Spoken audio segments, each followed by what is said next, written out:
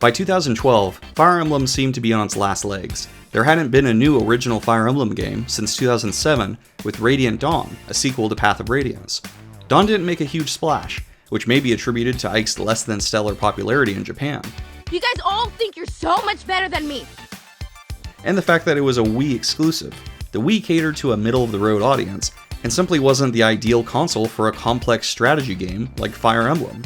After Radiant Dawn, Nintendo released remakes of Shadow Dragon and Mystery of the Emblem, the first and third in the series respectively, on the Nintendo DS.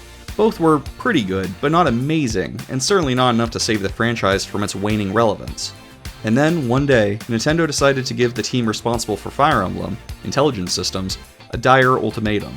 Sell 250,000 units, or the series will be permanently shut down. I declare bankruptcy! So, when tasked with creating a brand new Fire Emblem game for the brand new 3DS handheld, not to be confused with the new 3DS handheld, the team at Intelligent Systems knew that now was the time to pull out all the stops, because there may not be another opportunity. Development began in 2010, and was headed up by Genki Yokota, who had just finished directing the popular Xenoblade Chronicles. Yokota knew that drawing in new players was the only thing that could save the series. Breaking from tradition, a casual mode was added for the first time. In casual mode, there is no permanent death, which was a staple in the Fire Emblem series since the beginning. There was mixed feelings from the development team about this one, but ultimately they decided that permadeath was just too much of a liability, and that it may keep away newcomers from picking up the game. You're a pussy. Another new feature that was added to the game is the option to pair up in battle.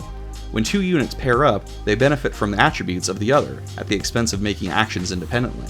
Kouhei Maeda, director of the Intelligent Systems team, said, "We wanted to express the ties between comrades through the mechanics by putting in a duel system in which you fight cooperatively with nearby comrades. At first, two characters won't be very strong, but as they come to get along better, they'll get stronger." Love and camaraderie were the major focuses in the storyline and gameplay mechanics for the team developing Awakening. The marriage system wasn't a first in the series, but it was the best version of it, and helped evolve the series' signature support system. The Avatar unit can marry anyone, and almost every other unit can marry whomever. The scope of the potential relationships between all of the characters is tremendous.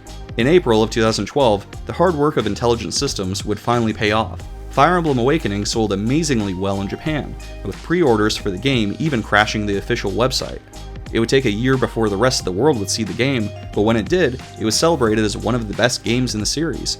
Within 2 years, the game sold almost 2 million copies worldwide, far surpassing Nintendo's 250,000 unit ultimatum, and also making it the best-selling Fire Emblem game in the series up till that point. If you like this video, please subscribe to Wes Does Games.